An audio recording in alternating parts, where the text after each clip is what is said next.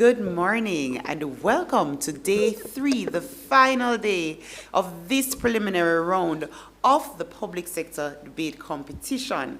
We're glad you could join us, be it here in the room or online on our YouTube channel. I am Tomika Gunmighty, Communication Specialist here at the Transformation Implementation Unit. The past 2 days, teams have showcased their true test of intellect and wit, and as they try to compete to advance to our next round, the octafinal round of this competition. If you missed your favorite team, you can always catch up on our matches on our YouTube channel at TIU_Jamaica. Continuing the action this morning, we have teams from the Accountant General's Department and the Early Childhood Commission, and they will be debating the moot.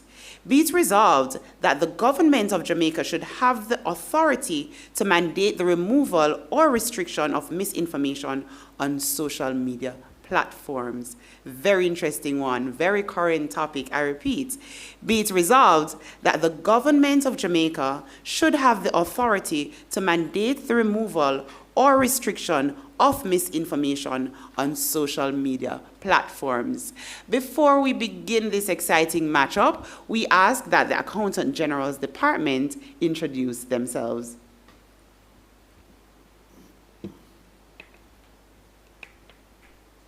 Pleasant good morning. Brandon Lee Fagan, first proposition speaker. Good morning. Tenisia Walker, second speaker proposition. Morning, everyone. Ashande Daniel Granville, proposition whip. Proposition whip. Thank you so much to the Accountant General's Department. We now turn our attention to the Early Childhood Commission as their team members introduce themselves. Good morning. My name is Jada Cook. I am the first speaker from the opposition. Good morning, everyone. My name is Chevelle Campbell, and I'm the second speaker for the opposition. Good morning, everyone. Akeem Brown, third opposition speaker. Thank you so much to our team from the Early Childhood Commission. Now, today's judges or adjudicators for today's match are our partners from the Jamaica Association for Debating and Empowerment, JADE, and we now turn our attention to our judges as they introduce themselves. Thank you very much, Tomika. Good morning, everyone. My name is Jermaine Barrett. I'll be the chair adjudicator for this match. And to the teams, best of luck. Good morning, ladies and gentlemen. My name is Roshana Jarrett, and I'll be serving as one of your wing adjudicators for this morning's match. Good morning, everyone. My name is Lacardigan Nelson, also serving as a wing. Similar sentiment as my chair. All the best to both teams. Thank you so much to our judges, and I share the sentiment as well. Both teams are familiar with the rules. All the best. I now turn over to our judges.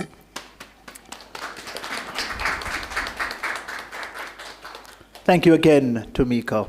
Teams, you are very much aware of the rules, but our listening audience, our viewing audience, may not be so acquainted. So I'll just go through the rules quickly for their benefit.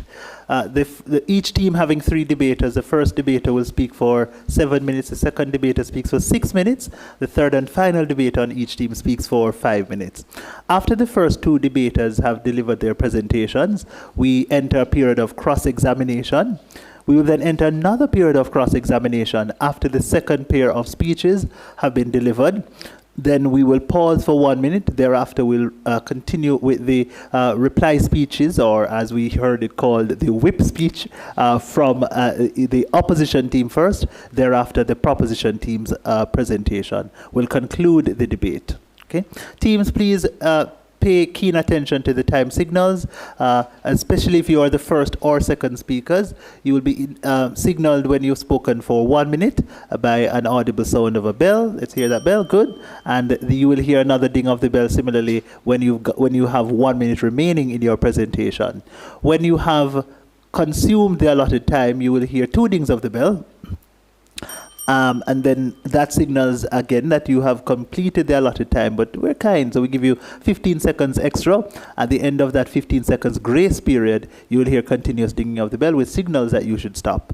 After the first ding, up to the second ding, points of information are allowed. That's specifically for the first two speakers on either team. But in relation to the third speaker, the dinging of the first bell does not signal that you are open to points of information, because no points of information are allowed in that speech. All right? Debaters, do you have any questions? Are you ready? Well, we certainly are. Let's get the show started. At this time, we call upon the first speaker from Team Proposition to open this debate. Hear, hear. And of course, the Proposition team is represented by Administrative General's Department. Accountant, my apologies. That's another AGD altogether. Accountant General's Department.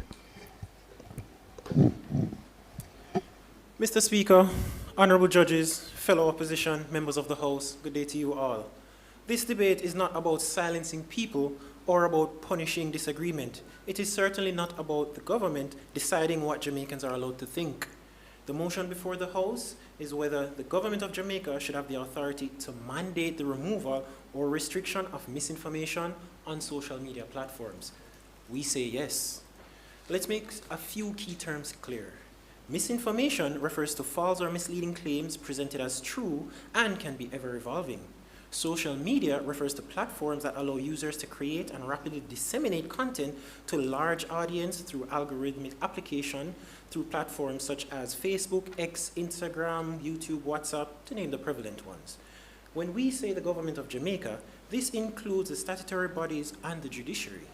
This separation ensures no single actor can restrict speech unilaterally. As first speaker, my role is to show why democratic regulation of misinformation is legitimate and explain our proposed law. Our second speaker will then demonstrate why leaving this power with social media companies is more dangerous than judicial oversight. And she will also show how our law is set to resolve this issue of social media misinformation. Finally, our reply speaker will weigh this debate and show why real ongoing harm outweighs speculative fear. Mr. Speaker, once upon a time, traditional news media served as the primary source of information for Jamaican households. These institutions operated through editorial review, professional verification, and established journalistic standards before the information reached the public. However, today the information landscape has fundamentally changed. Research from Reuters and Pew Research Center shows growing dependence on social media platforms for news, public information, particularly among younger generation. This shift is clearly visible within Jamaica, where social media platforms increasingly shape public opinion, public behavior, and national discussion. Through algorithmic applications, false or misleading information can spread nationally within minutes, often faster than factual correction can respond. In our proposed law, the Office of the Information Commissioner would be empowered by law to receive complaints and investigate claims of misinformation that are contrary to the public good. Once the Information Commissioner identifies that there is a grave threat to the public good, she may seek judicial order from the Supreme Court mandating its removal. But to obtain such an order, the state must prove three things. The information must be verifiably false. It must pose serious and irreparable harm within a narrow defined category, and the content must be spreading with sufficient urgency or scale that ordinary correction, public clarification, or warning labels would be inadequate to prevent harm, aka it must be going viral. The order will be time limited, content specific, and subjected to review or appeal. Only the court could authorize temporary restriction or removal in extreme cases. No minister, no regulator, no politician has unilateral takedown power. This is not censorship. This is judicially supervised protection of the public's interests. And our proposed law, as stated, currently applies to 4 categories. First, election integrity misinformation such as false voting dates, fake results, and fabricated claims about missing ballot boxes, like in Jamaica's 2025 general election period. This undermines democracy itself. Second, disaster and emergency misinformation. During Hurricane Melissa, false reports and AI-generated videos spread faster than official updates, creating confusion when clarity was most needed. Third, public health misinformation. false lockdown notices, or medical advice undermines compliance and trust, especially during outbreaks. Fourth, national security and public order misinformation. False claims during emergencies can destabilize institutions and incite panic. We say these areas require heightened action, Mr. Speaker, because they have the potential to seriously undermine public safety and the cohesion of society. That is dangerous. Point of information. Not at this time. Failure to remove this information would be subject to normal course of contempt of court proceedings. Where misinformation is spread via anonymous accounts, the Information Commissioner is also empowered to seek an unmasking order from the courts to disclose the identity behind the account. Once an order for removal is obtained, the Information Commissioner is authorized to publicly brand that content as misinformation. Mr. Speaker, misinformation on social media no longer remains as digital conversation. It now influences democratic participation, public trust, public safety, and national stability itself. And while our opponents may attempt to categorize our position as overreaching, it is in fact a responsible democratic adaptation to a rapidly changing information environment. The end justifies the means. Misinformation is a danger that the Jamaican society must be protected from. And according to the World Economic Forum from their Global Risk Report in 2025, misinformation is the top-ranked global short-mid-term concern across all risk categories for the past 2 years. When trust in institutions collapse due to misinformation, people stop listening to official guidance and even start listening to rumors from Miss Nancy around the road. This is not executive censorship. It reflects the same standard already used across Caribbean constitutional law for limiting rights in emergencies when it is demonstrably dangerous to society. Our proposal does not weaken democracy, it protects it. It was misinformation that caused the storming of the US Capitol in 2021. Our proposal does not silence speech, it preserves trust. We need a healthy trust relationship between the state and citizens. And it does not empower politicians, it strengthens rule-based judicial decision-making, exactly what the Constitution allows. Democracy cannot function when lies travel faster than truth, and no one is allowed to intervene. For those reasons, we urge you to affirm this motion. Thank you.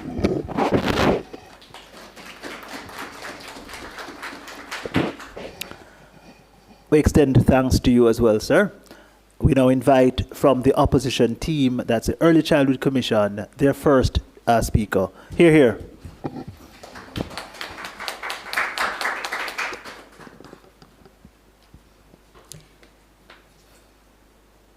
Mr. Speaker, judges, ladies and gentlemen, good morning.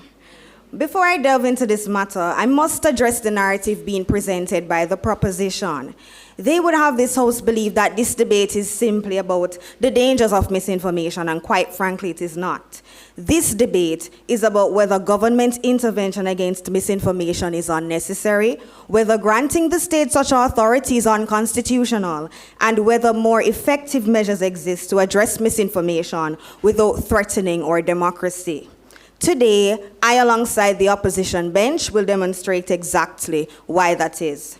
Now, the proposition has attempted to frame this motion as simply targeting dangerous ideas or threats to national security, but the United Nations has defined misinformation quite explicitly. According to them, misinformation is false or inaccurate information shared without malicious intent. That includes rumors, satire, exaggerations, and pranks.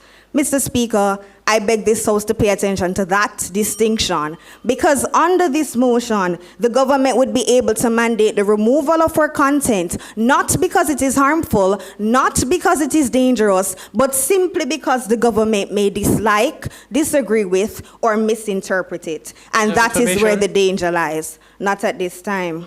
The proposition is therefore offering a drastic solution to a problem that is already being managed. Multiple layers of protection already exist without state interference. Mr. Speaker, allow me to break down these layers of protection for the House.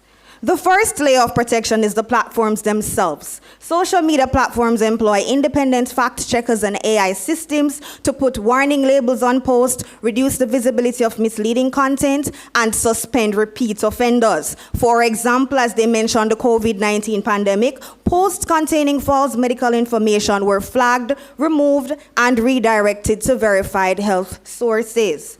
The second layer of protection is the users themselves. Social media users already possess protective tools at their fingertips. We have the autonomy to report, restrict, unfollow, and block sources they deem unreliable, thereby creating our own online environment. And the third layer of protection is the law.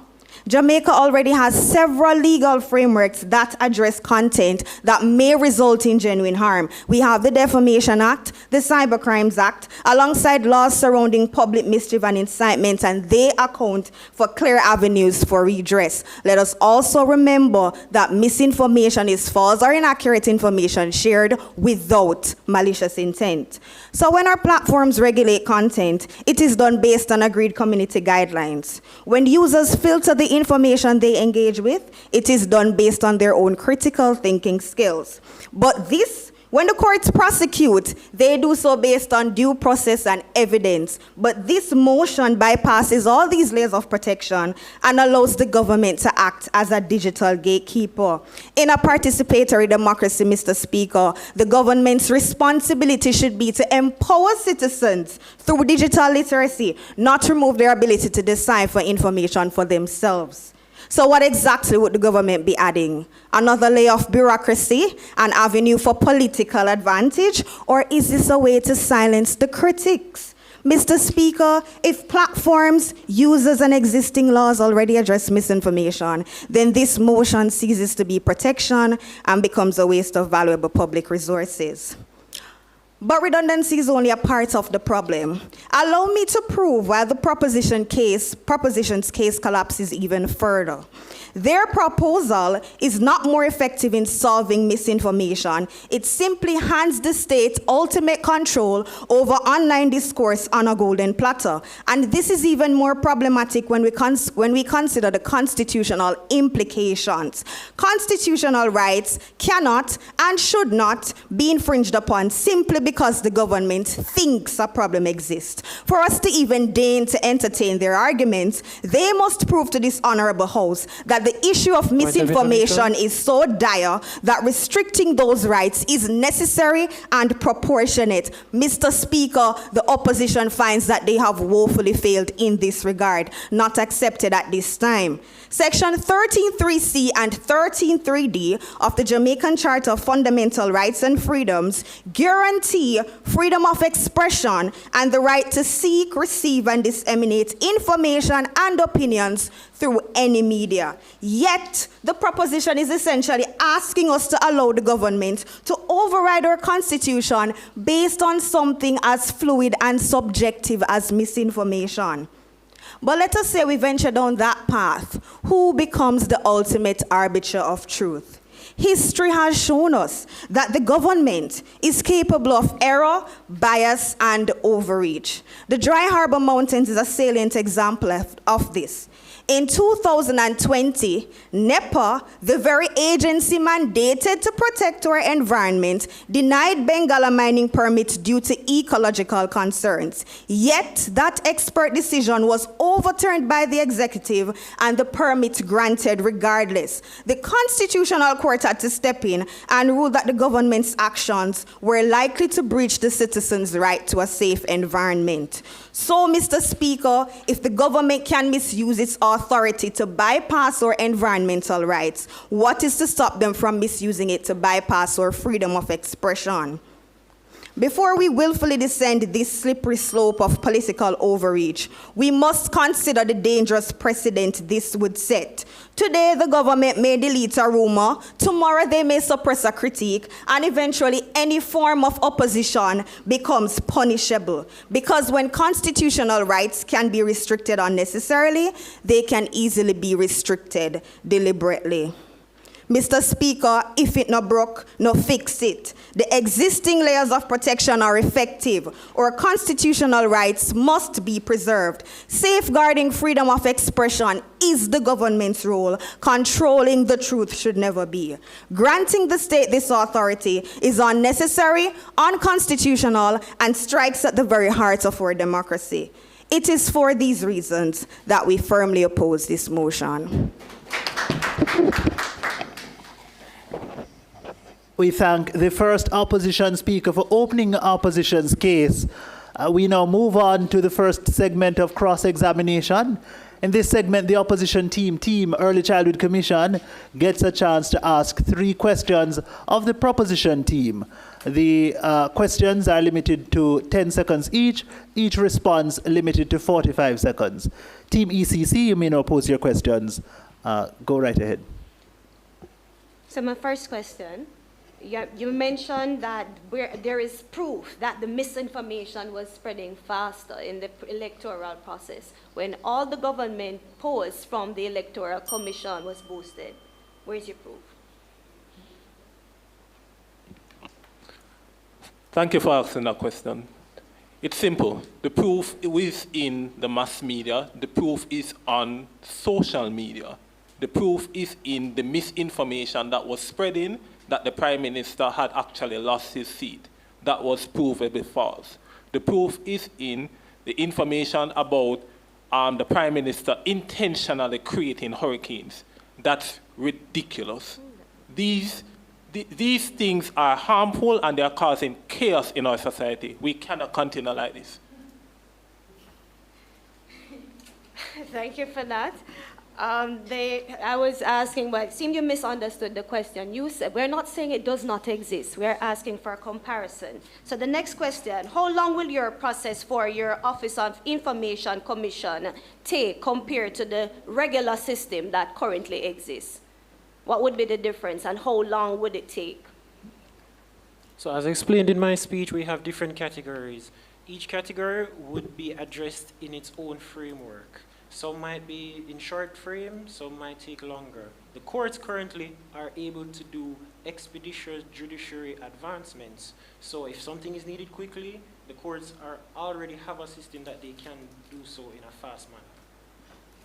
On the other hand, our policy, our law actually addresses the issues. You are leaving it up to the users to somehow decipher what is misinformation. There are vulnerable parts of the population that cannot so easily decide what is information, such as the elderly and our precious children.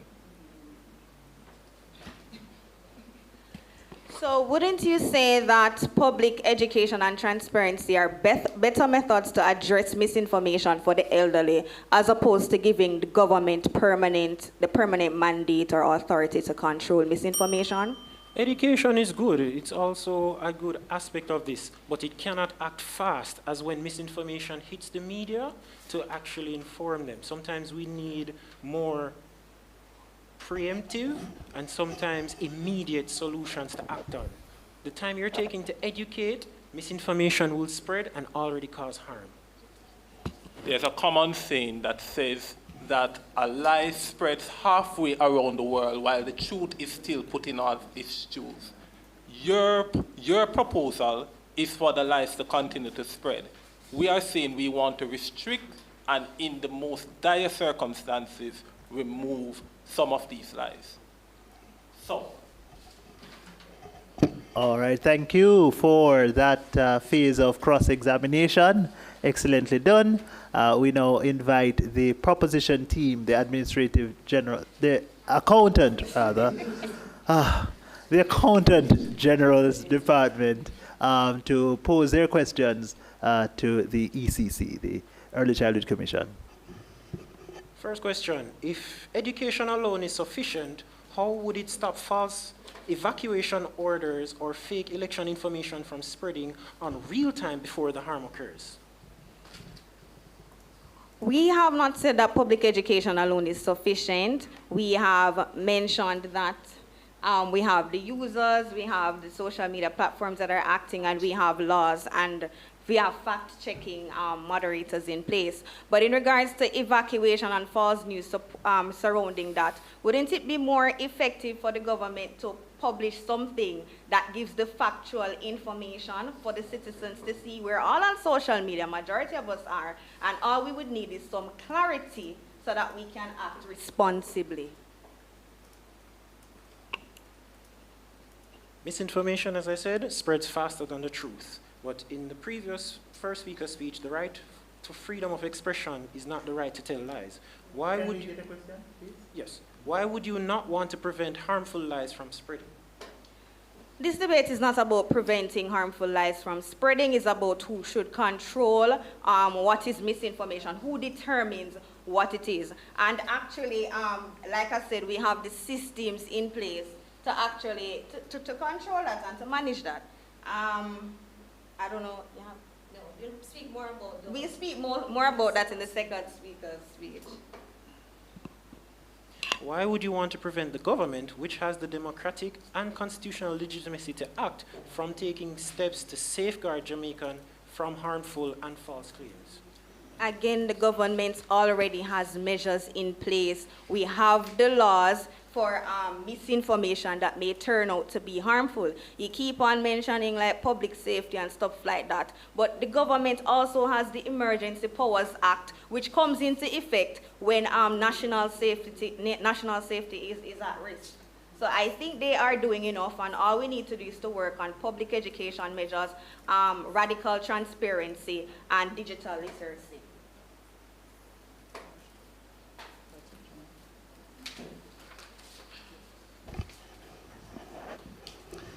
All right, thank you very much, Accountant General's Department and Early Childhood Commission. Yes. We continue this debate. We make welcome at this time the second speaker from Team Proposition to continue the case on behalf of that side of the debate. Hear, hear.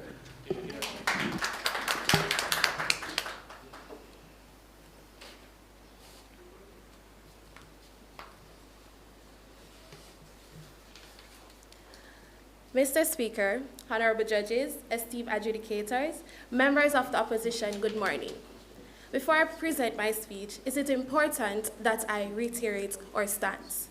We believe that the government of Jamaica should have the authority to mandate the removal or restriction of misinformation. Now, the opposition has a misguided view that we are trying to silence voices. This debate is not about silencing voices. They mentioned the Cybercrime Act. They also mentioned the Defamation Act. These laws are after the fact, after harm has already been caused. My first speaker has already established the foundation of our case that misinformation causes real harm and that the government of Jamaica needs structured authority to address it. He shows how our law is constitutionally sound and strikes the right balance between protecting society as a whole and protecting individuals from oppressive censorship. The threat of information, or misinformation rather, is far more dangerous than allowing the Information Commissioner to regulate demonstrably false online claims through the judiciary. The truth is, Mr. Speaker, that an environment where big tech companies such as X, Meta, and Google are increasingly embracing dangerous and overly expressive definition of free speech. More than 4,000 Jamaicans uses X, Mr. Speaker. They are exposed to claims that deny the objective harm of climate change, the kind of information that risks sowing doubt and inaction, especially the climate crisis like Melissa, in cases where we move beyond just harmless speech. These depreciates the government's effort in evacuation. It also decreases the government's effort to protect its citizens. The ends justifies the means. Social media has become an untamed environment where lies are currency and misinformation fuels big tech profits. These social media platforms has algorithms that focuses on engagement, viral movement, and keeping users online, regardless of the truth, regardless of whether the information causes real harm. So let us look at examples.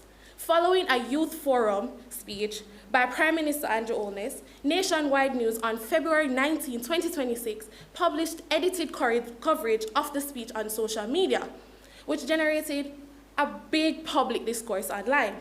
2 days later, Nationwide itself retracted the framing and reposted the full extended speech to provide proper context. Now, the opposition had mentioned educating, which is exactly what Nationwide did. They provided the proper context just so that they could educate the citizens properly. However, by that point, the original interpretation had already spread widely across social media. A large paid Quest Times official with over 6,480 followers edited that clip as well and generated over 24,000 shares, 14,000 likes, and over 6,000 comments. But when the correction and extended clip were later posted, engagement dramatically dropped, while comments were under 300 and reports are under 60. The content changed, but the impact remained the same. Erosion of public trust in the government. In that instance, the misinformation spread like wildfire. Point of information. Not accepted. The government has a duty to act. Our policy is necessary to deal with the threat facing the Jamaican society. We should not fool ourselves that the harms are isolated either. They are widespread and infecting every aspect of society. COVID-19 regarding health protocols, lockdown times, and remedies, which resulted in hesitancy in the vaccine uptake. 6 years later, and only 30% of the Jamaican population is vaccinated against COVID-19. Prior to that, every Jamaican child had to be vaccinated to start school. No one complained until dangerous and false theories and opinions are being spread online. Go ahead. You're talking about the vaccine, and I'm sure the information would have been shared by the government about the benefits and all that. But does that mean that the citizens' low intake is due to misinformation? That doesn't mean that it's personal choice.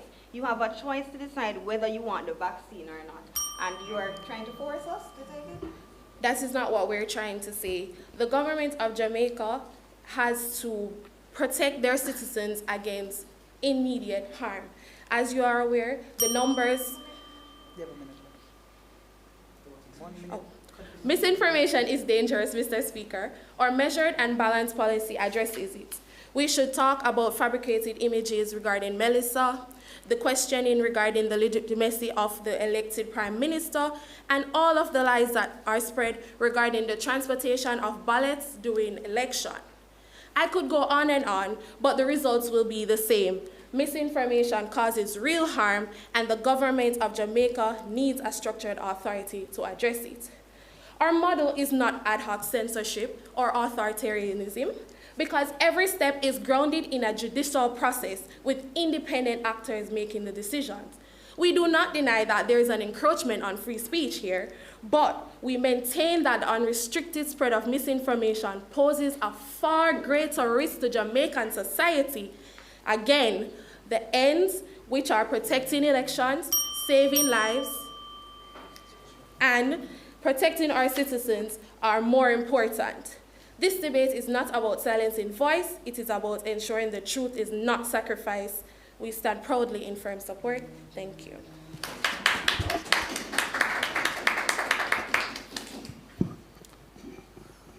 We are appreciative of that speech. We now call upon the second speaker from the opposition team to advance the opposition's case. Hear, hear.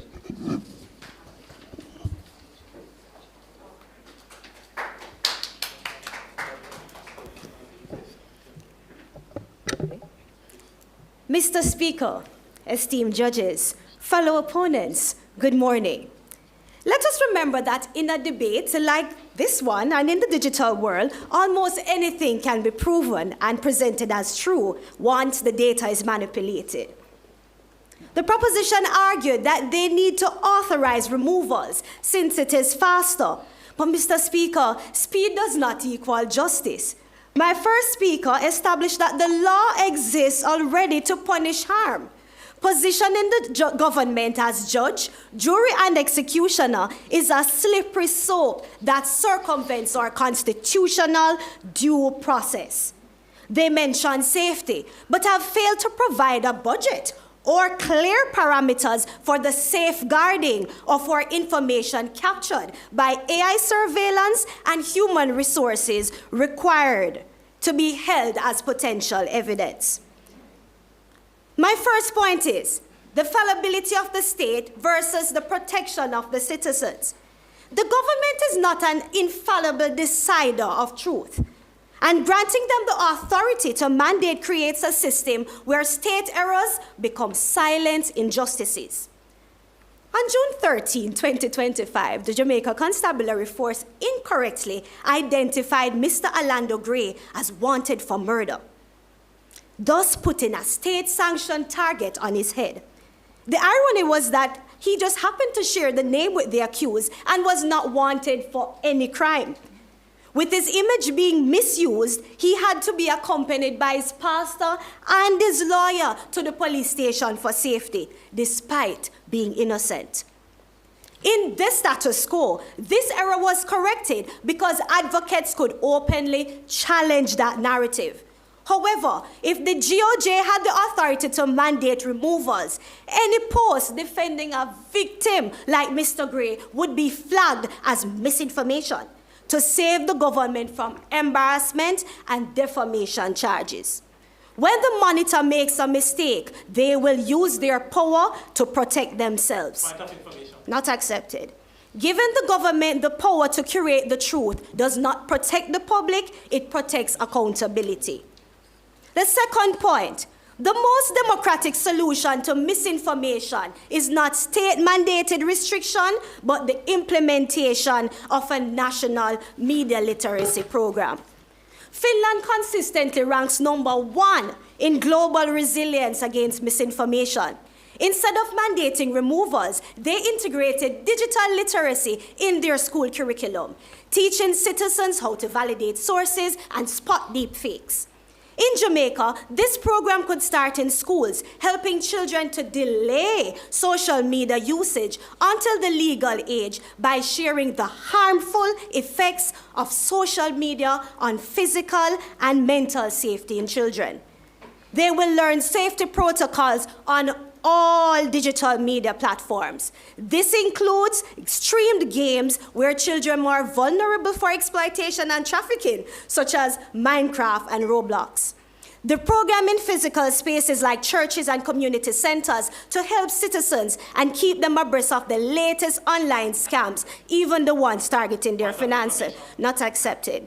When the government regulates social media, it ignores intellectual capabilities and capacities of citizens.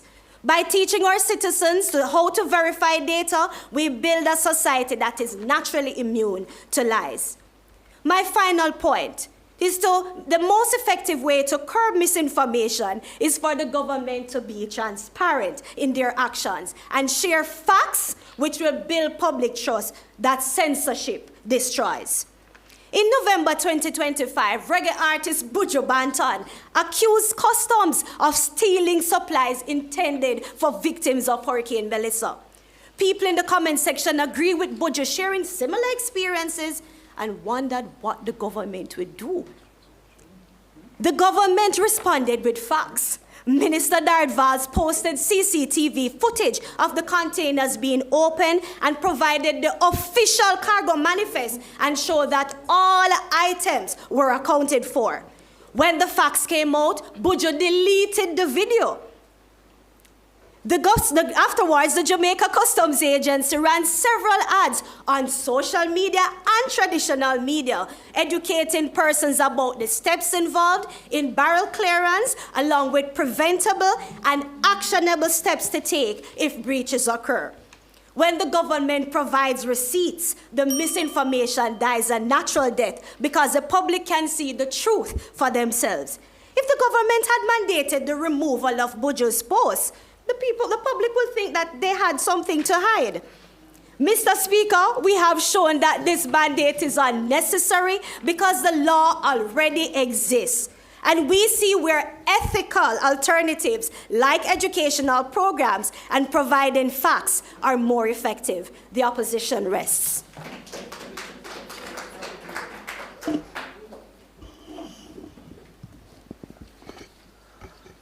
We thank you very much, second speaker on team opposition. We enter another exciting period of cross-examination.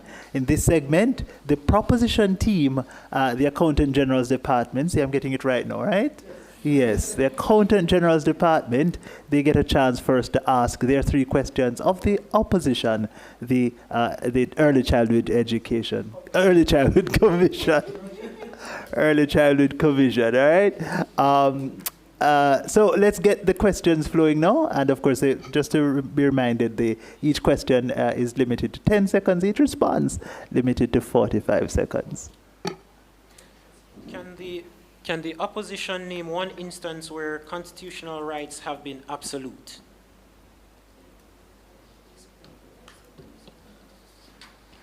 So last year in a match between Dayton Campbell versus the government, it had to be taken to Supreme Court where the laws were breached, where we were using zozos in a way that were breaching constitutions. So if we allow that for every little thing on social media, and we'll be getting a lot of false positive reports with these propositions that you are making, we will have a lot more instances like this one.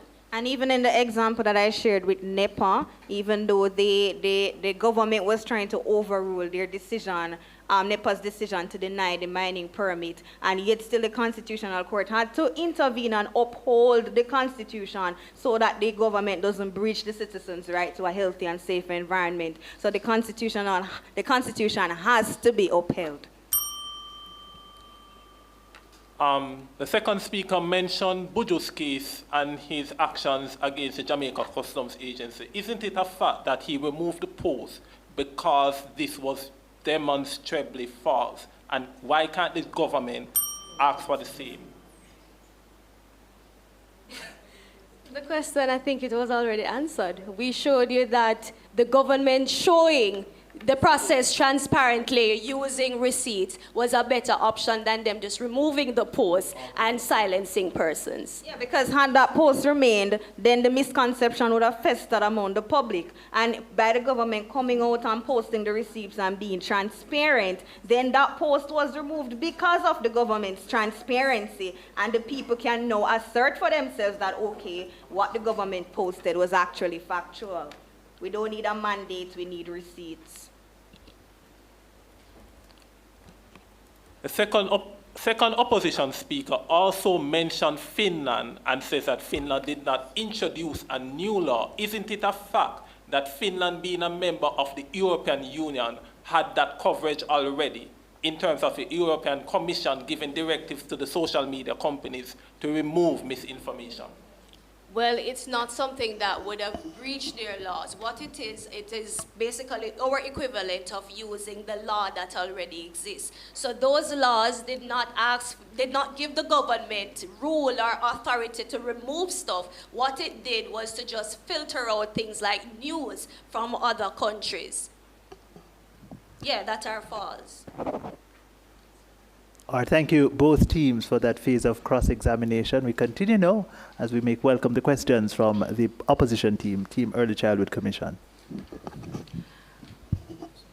All right, can you provide and justify a cost estimate for the 24/7 monitoring and human oversight required to police the millions of posts made under this mandate?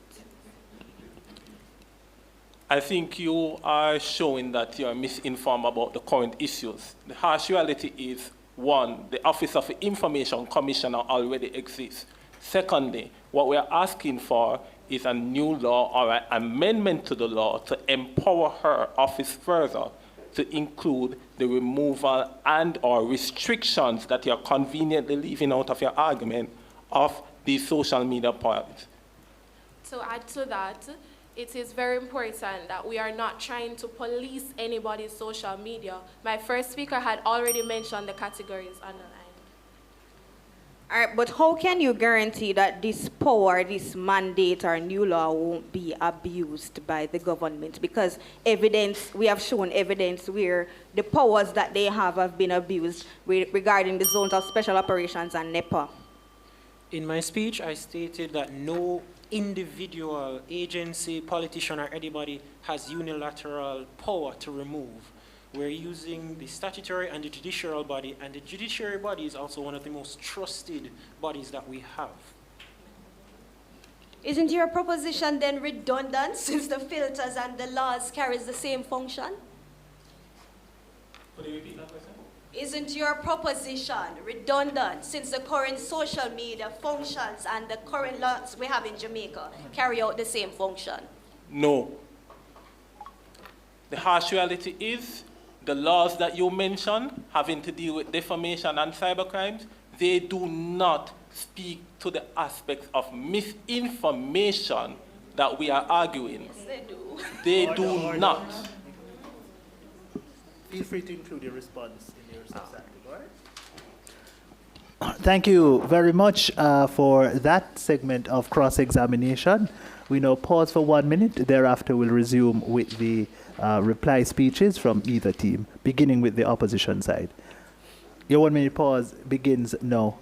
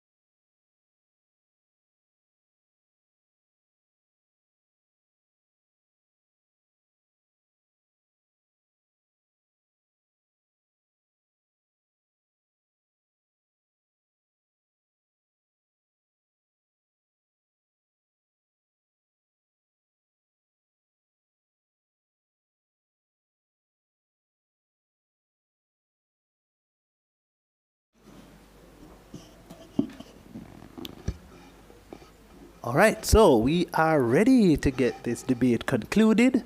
At this time, we welcome the reply speaker. That's the third speaker from the opposition team, Team Early Childhood Commission. Let's make them welcome. Hear, hear.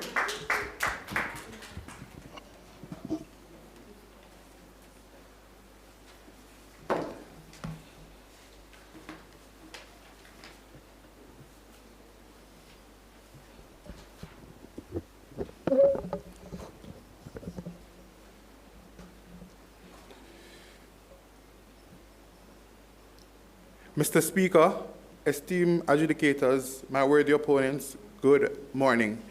Now that the dust has settled on this debate, we can see two very different visions of Jamaica. Side government has offered us a vision of control where the state acts as a digital parent deciding what we are allowed to hear.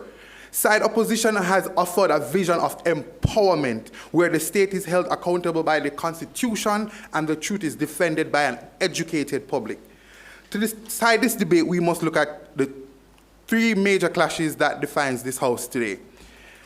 Clash one, who can trust? Who can we trust? The first clash was over the infallibility of the state. Side government argued that we can trust the government of Jamaica to be a neutral arbiter of truth. Look at history. Every time the government gets to define misinformation, it starts with dangerous lies and ends with criticism. In 2021, Uganda shuts down social media during election and called it fighting fake news. We on the side opposition gave you the JCF and the Alanda Gray case. We show you that the government makes mistakes, deadly ones. The turning point is simply, under the government's plan, when the states makes a mistake, they can mandate its disappearance to protect their reputation. Under our plan, the mistake is corrected by public scrutiny. We cannot give the mandate to a government that is just capable of spreading misinformation as the citizens they seek to silence. The second clash was about speed versus due process. Side government was obsessed with speed, arguing that the misinformation or viral misinformation will spread rapidly. They argued about that the information will move fast, so we must delete it faster. We on side opposition refute this claim by proving that speed does not equate to justice.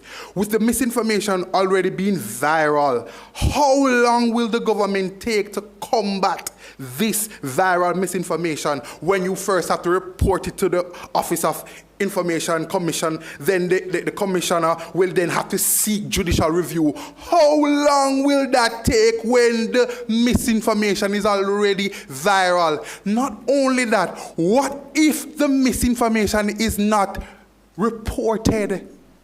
How will you combat that? The government has yet to prove that they are going to combat this. Additionally, why not the government share the receipts or post the facts of what is being presented? Combat the misinformation with receipts.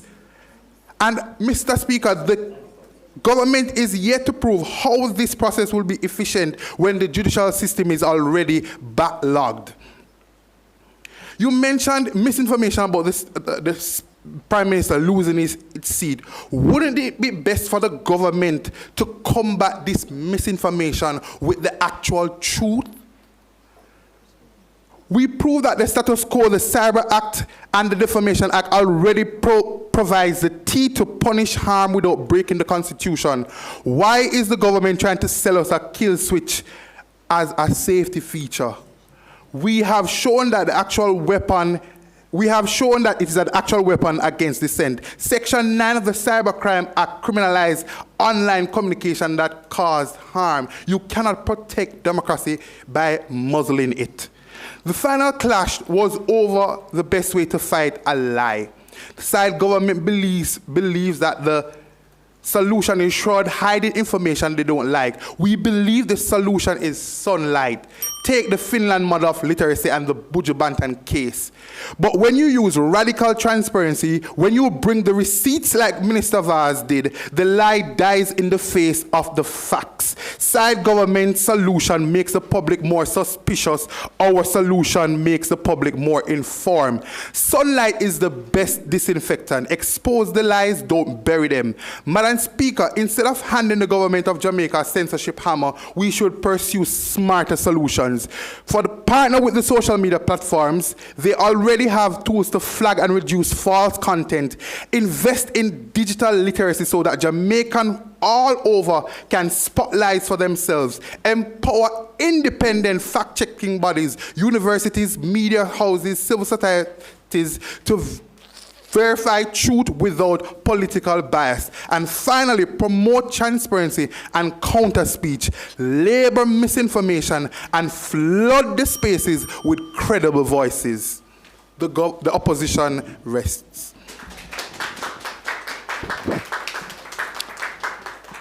Thank you very much, third speaker, reply speaker from the opposition team, Early Childhood Commission. Thank you for concluding your team's case. Ladies and gentlemen, we now make welcome to conclude the proposition's case. The third speaker, of course, and that speaker will also conclude the debate overall. Let's make them welcome. Hear, hear.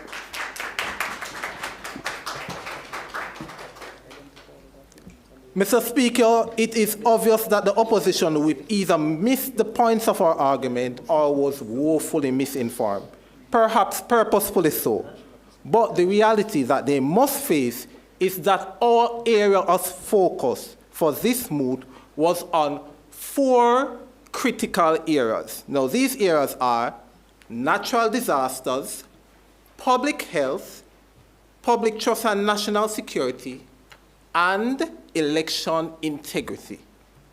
Now, they spoke on and on and on about the fact that they want to preserve free speech. So do we. We want to preserve most aspects of free speech. We have identified these 4 critical areas in which we believe that having any and anybody dish out any and any form of misinformation will result in inevitable harm to the public, especially the most vulnerable parts of our society. The opposition would want to pretend that our policy is so broad and that it affects and undermines all aspects of free speech. It does not. The first opposition speaker mentioned she defined misinformation simply as false or inaccurate information without malicious intent. Mr. Speaker, that is simply not true. Misinformation also includes deliberate lies being told with malicious intent, yes, but with deliberate lies. And if speech is stated as a joke, but the audience take it as serious, should the government act in terms of 1, informing, 2, restricting, and in the most dire circumstances, removing? She mentioned layers of protection, platforms implementing labels. But we have seen these labels, they have proven inadequate.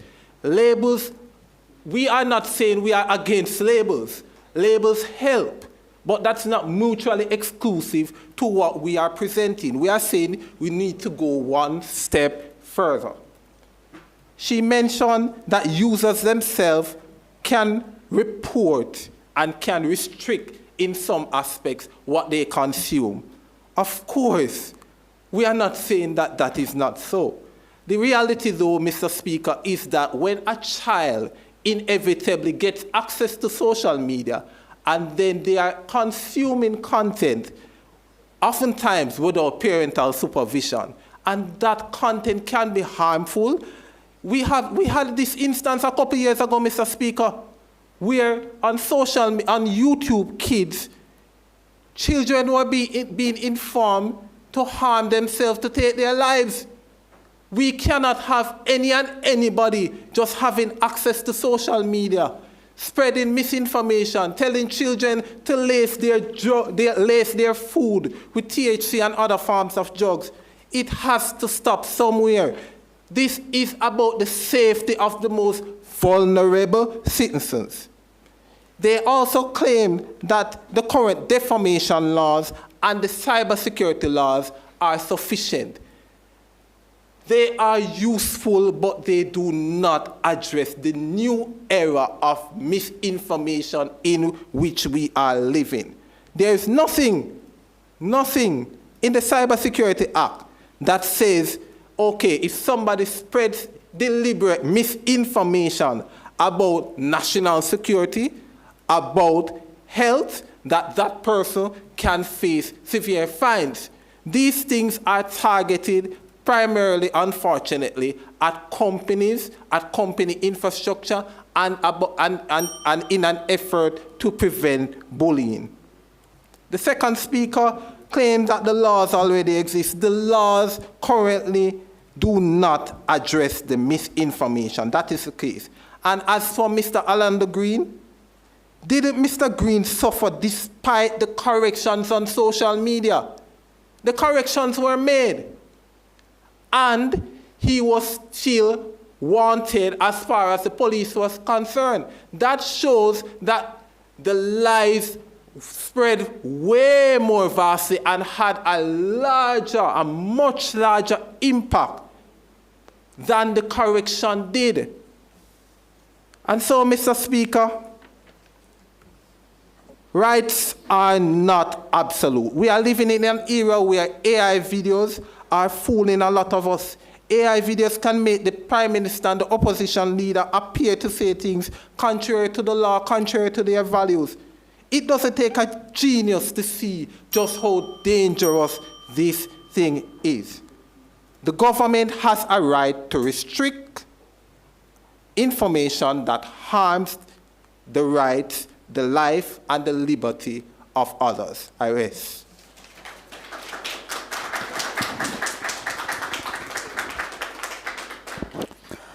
And so with that, we've come to the end of this debate. Thank you to both teams for an exciting and enthralling exchange of ideas across the benches. At this time, I turn over to Tomika, who will now bring this segment of the proceedings to a close. Thank you so much, Jermaine.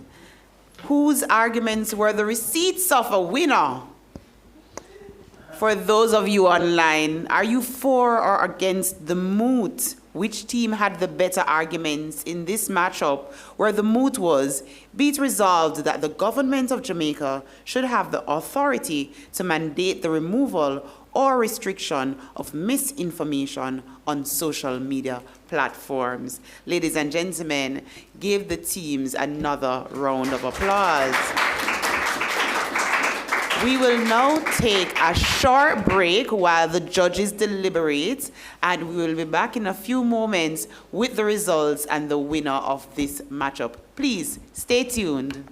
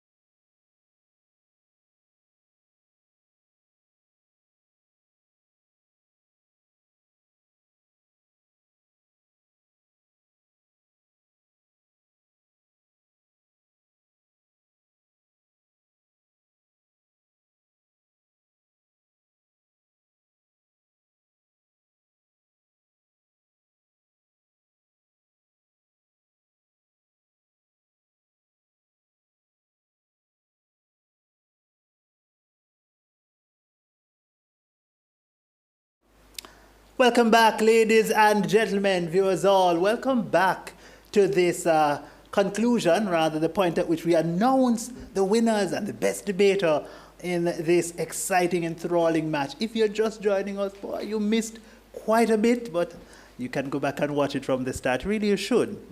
The match that just ended featured the Accountant General's Department on side of proposition, and they went up against the opposition team's Early Childhood Commission.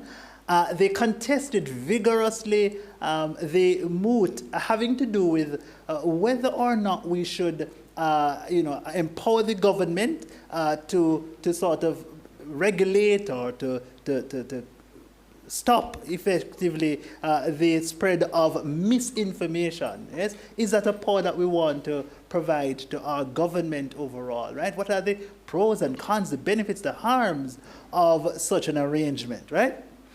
Now the debate started with what we considered to be a very, very powerful and potent policy. Oh, you hear that alliteration? Powerful. Okay, just check it.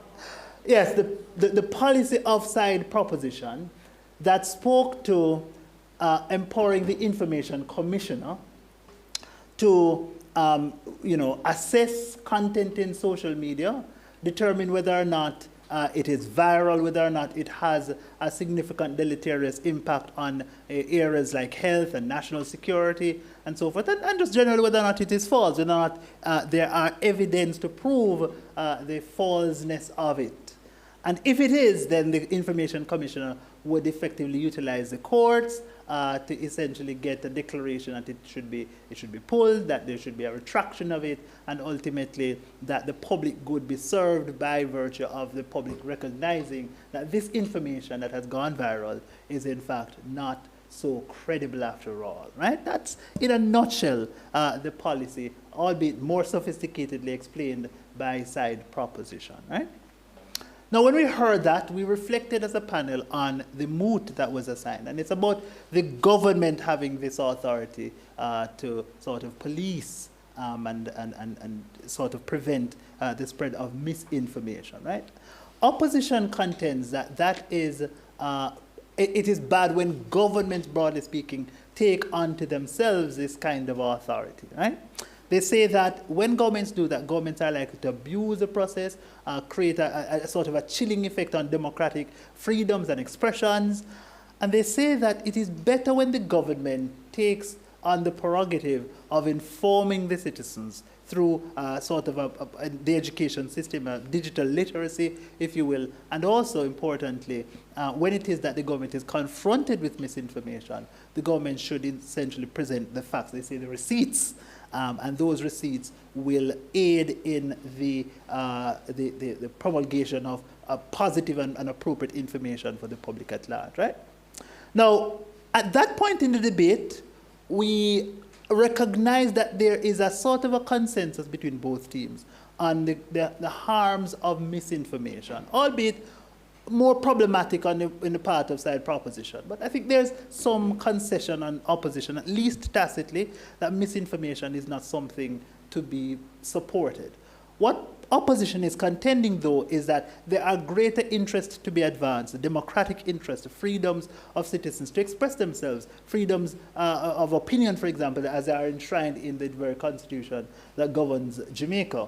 And so, insofar as in opposition's world this is going to be infringed, then there is no justification for that to be done.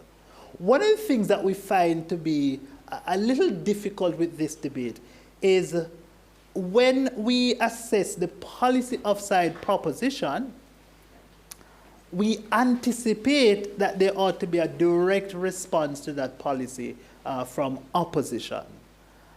A lot of the argumentation from opposition seems a bit general, almost generic, appropriate for a context where we are empowering the political director or politicians at large to undertake this censorship of misinformation, right?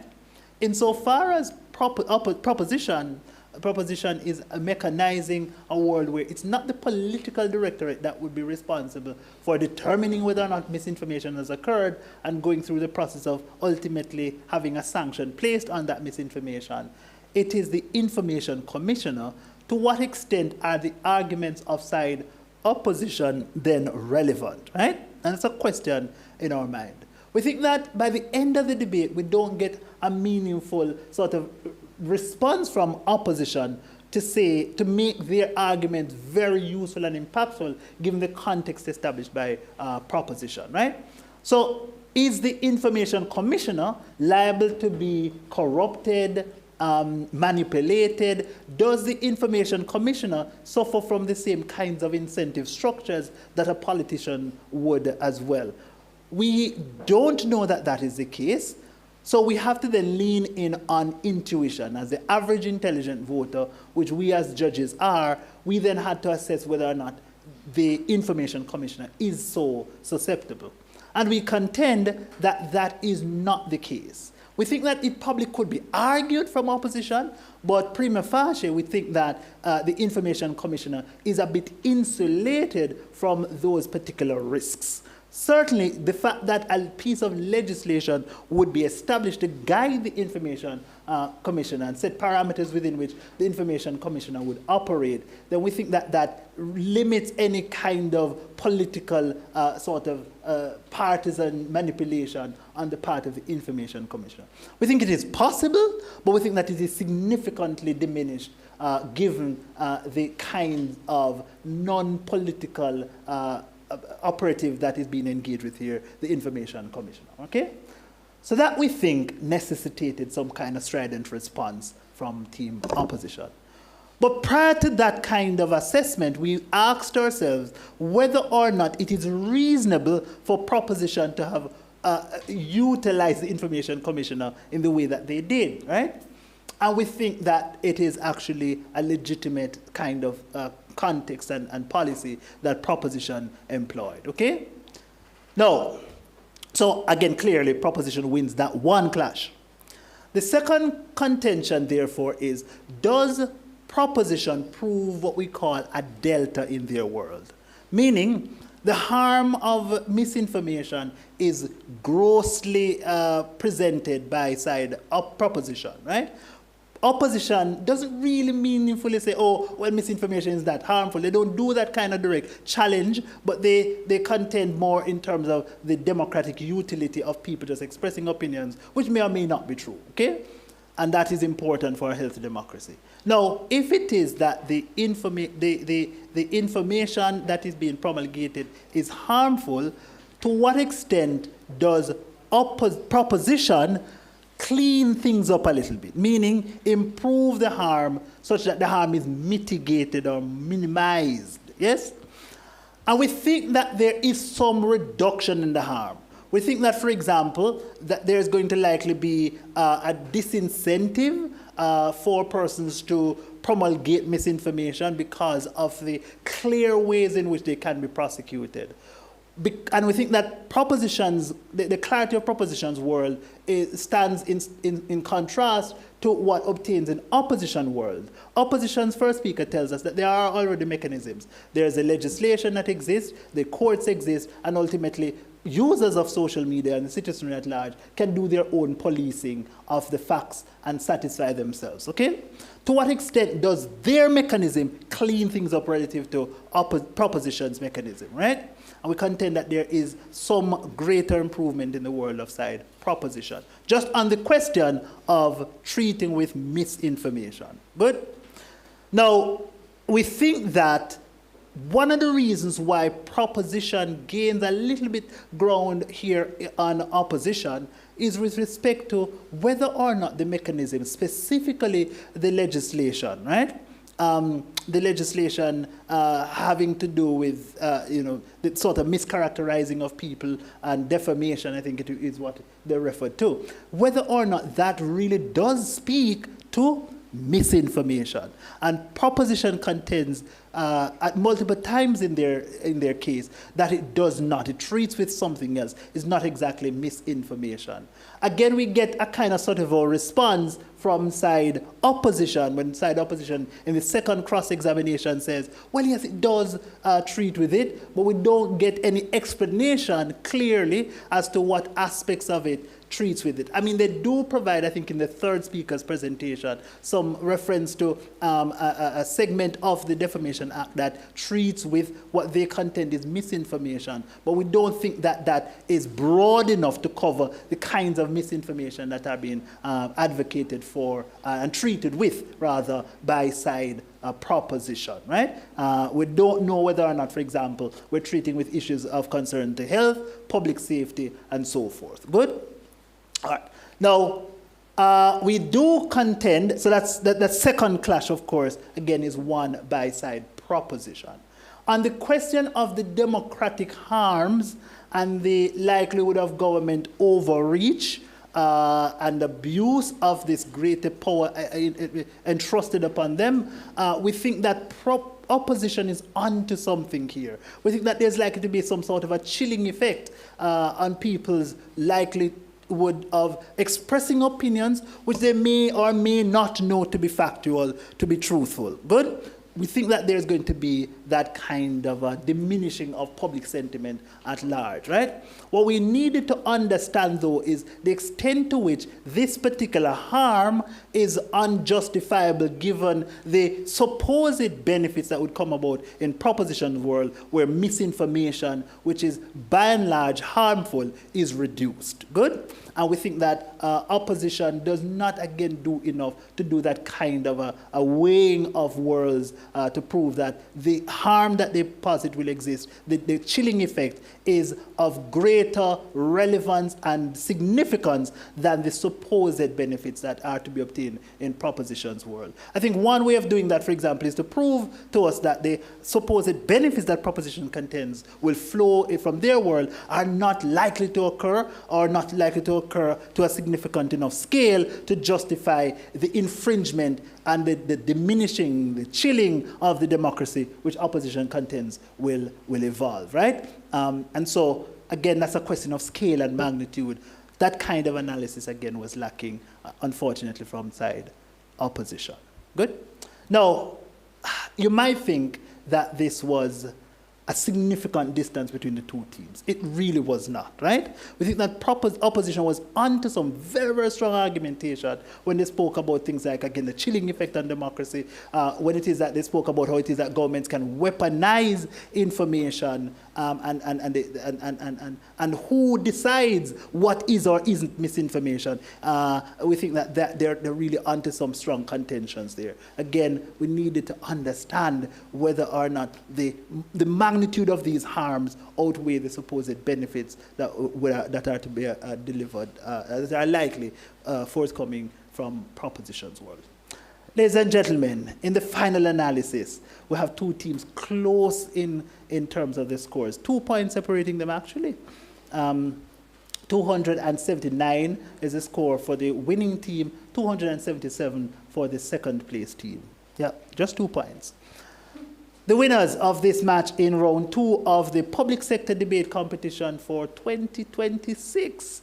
Yes, of course, the two teams, just to remind you, we had the Accountant General's Department proposition, the Early Childhood Commission on opposition, 2 points separating them. The winners are, in fact, ladies and gentlemen, the Accountant General's Department.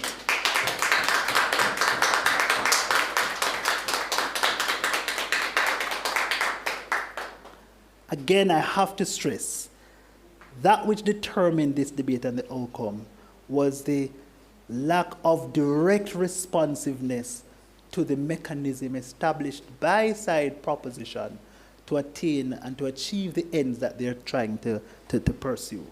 The lack and the very lateness of that kind of response and the insufficiency and inadequacy of the response, unfortunately, team opposition proved fatal to your chances of winning this match. But nevertheless, close points, all right?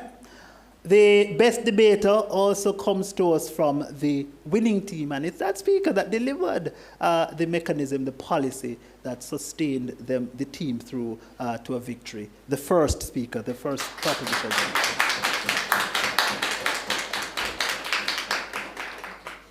So, ladies and gentlemen, we thank you very much for tuning in and staying with us for this debate. We want desperately for the conversations to continue because this is a matter of currency, of relevance right now in the Jamaican context. It's not just around elections where conversations are pervasive about misinformation, but ever so often, this is the information age, social media. It's really difficult to manage information, and so the conversation must continue as to what it is that we as a democratic and liberal society ought to do about this particular issue. So let's have the conversation continue. And speaking about conversations continuing, we have more conversations in this debate competition today. We have another round, so stay tuned. We'll be back with you shortly for the second match of the day. Thank you.